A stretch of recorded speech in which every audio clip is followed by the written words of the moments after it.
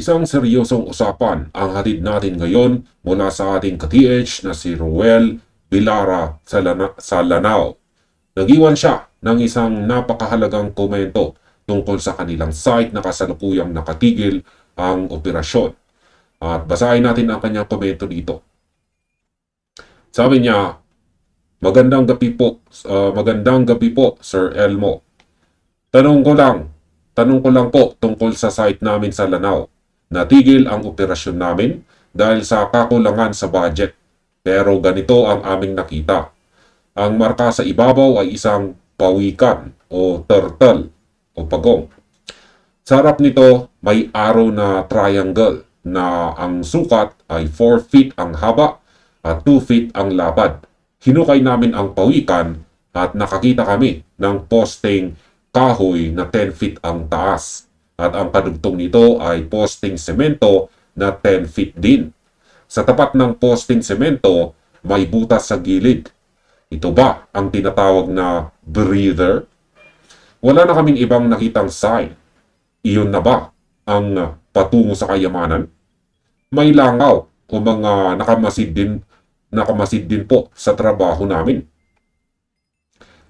Ayan mga ka-TH, seryosong usapan ito.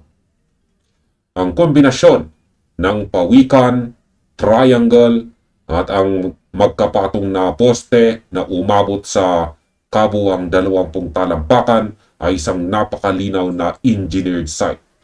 Ibig sabihin, hindi ito tsamba. Ito ay sadyang binuo at pinag-isipan ng mga sundalong Hapon. Pero ano nga ba ang tunay na ibig sabihin ng butas o breather sa dulo nito? Yan ang ating aalamin ngayon base sa sarili ko pong pagbasa at karanasan sa larangan ng treasure hunting.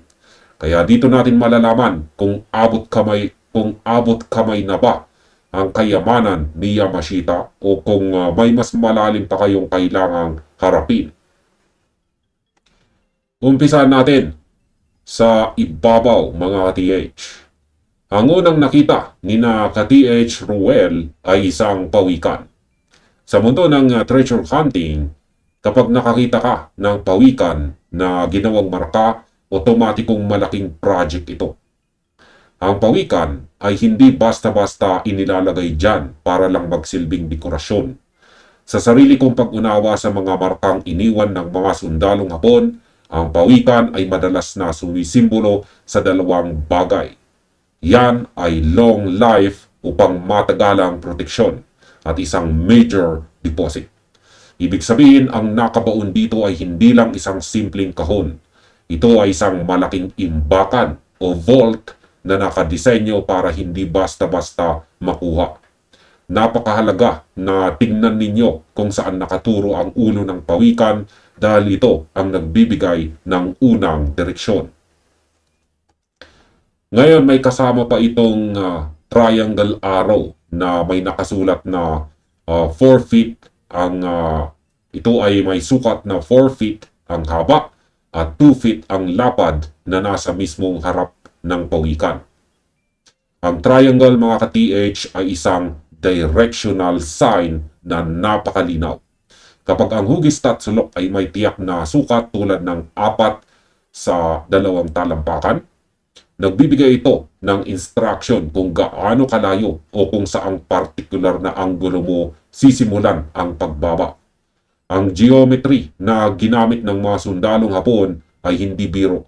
Ang triangle na ito ang nagpapatunay na ang tunay na target ay nasa ilalim mismo ng markang ito o kaya ay sa eksaktong direksyon na itinuturo ng dulo ng arrow. Ito ang inyong compass sa site na iyan. Ngayon ay dito na tayo pumasok sa mas kapanapanabik na bahagi ng kwento ni ka-TH Ruel. At yan ay ang paghukay sa ilalim ng pawikan kung saan nakatagpo sila ng magkapatong na poste. Una, ang 10 talampakang posteng kahoy at diretsong kadugtong nito sa ilalim ay isa namang 10 talampakang posteng semento.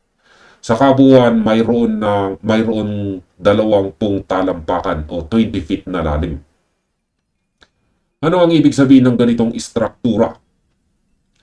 una sa lahat, ito ay indikasyon ng isang deep burial.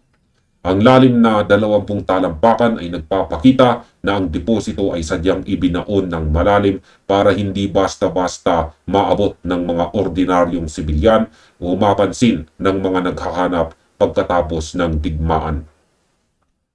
Pangalawa, ang double post na ito ay nagsisilbing structure support o vertical marker.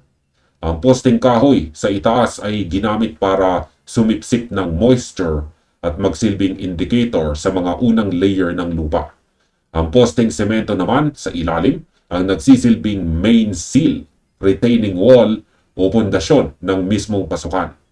Ang ganitong disenyo ay karaniwang bahagi ng isang shaft o vertical tunnel entrance.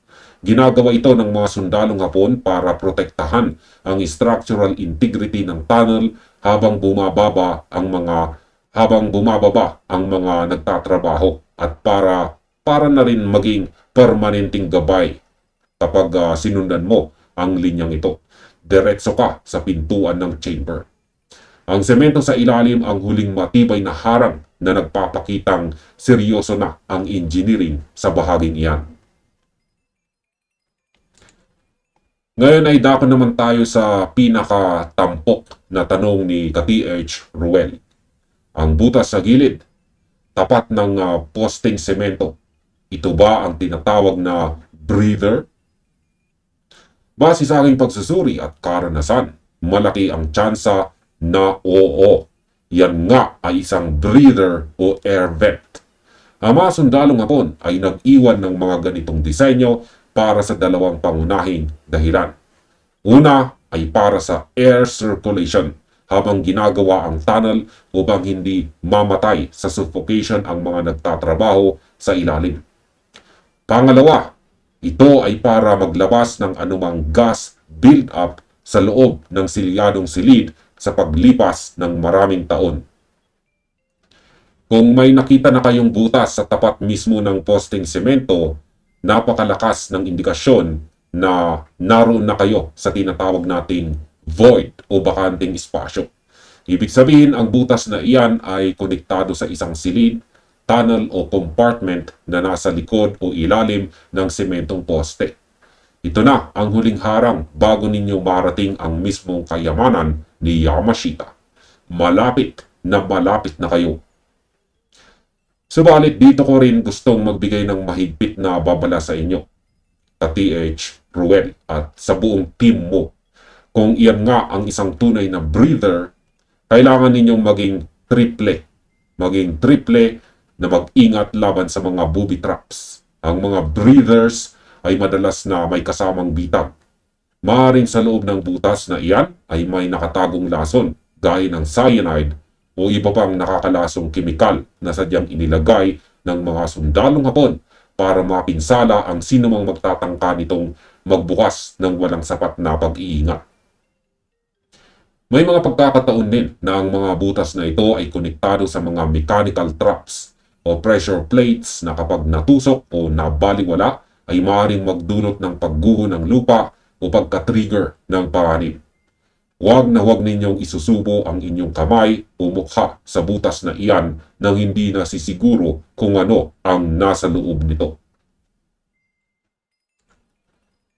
Maliban sa pisikal na istruktura ng site, binanggit din ni ka-TH Ruel ang dalawang napakalaking hamon na nararanasan nila ngayon. Ang kakulangan sa budget at ang pagkakaroon ng mga langaw o mga taong nakamasid sa kanilang operasyon. Unahin natin ang tungkol sa seguridad.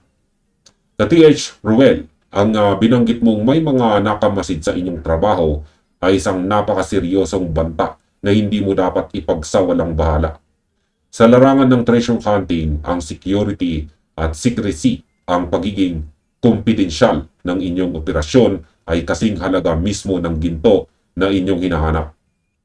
Kapag nalaman ng ibang tao na may magandang indikasyon ang inyong site, maaari kayong pasukin, agawan o magdulot ito ng gulo sa inyong komunidad. Kung masyadong marami na ang nakamasid, mas mabuting magpahinga muna. Iligaw ninyo ang pansin ng mga nakamasid at siguraduhin secure ang inyong lokasyon bago muling sumabak sa paghukay. Tungkol naman sa financial break, normal lang sa isang treasure hunter ang mapagod, maubusan ng pondo o kapusin sa budget. Ang paghukay sa lalim na higit 20 talampakan ay nangangailangan talaga ng resources sa pagkain, gamit at kaligtasan ng mga kasama. Huwag ninyong pilitin kung delikado na ang sitwasyon at kung wala ng sapat na pondo para sa mga safety support ng inyong hukay. Tandaan ninyo, mas mahalaga ang buhay kaysa sa anumang kayamanan ni Yamashita. Ang deposito ay hindi aalis dyan. Dumaan man ang maraming taon, pero ang buhay ng tao kapag napahamak ay hindi na maibabalik. At bilang huling tip ko sa inyo kapag nagpasya kayong ituloy ang inyong paghukay, bago ninyo gibain o pasukin ang tapat ng sementong poste, gumamit muna kayo ng isang mahabang probe rod o mahabang bakal. Ipasok ninyo ito sa butas upang pakiramdaman kung gaano kalalim ang void o bakanting espasyo sa loob, o kung may matigas na bagay tulad ng metal o kahon na tatama sa dulo nito. Sa pamamagitan nito, makakakuha kayo ng ideya kung ano ang naghihintay sa inyo sa kabilang panig nang hindi ninyo agad isinasakripisyo ang inyong kaligtasan. At pagtatapos, para kay ka-TH Ruel, napakaganda ng inyong site sa Lanao. Napakalinaw ng mga markang pawikan at triangle, at ang pagkakaroon ng double post na umabot sa 20 talampakan ay patunay na nasa tamang landas kayo. Ang natagpuan ninyong butas na tapat sa semento ay isang malakas na sinyalis na malapit na kayo sa pinto o chamber kung saan nakalagay ang inyong pinapangarap na deposito. Konting tiis, tamang diskarte at higit sa lahat, tamang pag-iingat lang ang kailangan. Huwag magmamadali, lalo na't may mga nakamasid at may usapin sa budget. Planuhin ng mabuti ang susunod na hakbang kasama ang inyong team. At kayo naman mga ka-TH na nanonood hanggang sa bahagi ng video na ito, ano ang masasabi ninyo sa site ni ka-TH Ruel? Nakaranas na ba kayo ng isang site na may ganitong kahabang poste sa ilalim at may kakaibang butas sa gilid ng semento? I-share ang inyong mga karanasan at opinion sa comment section sa ibaba para matulungan din natin ang ating ka-hunter. At dito na nagtatapos ang video na ito, mga ka-TH. Maraming salamat sa panonood at happy treasure hunting sa inyong lahat.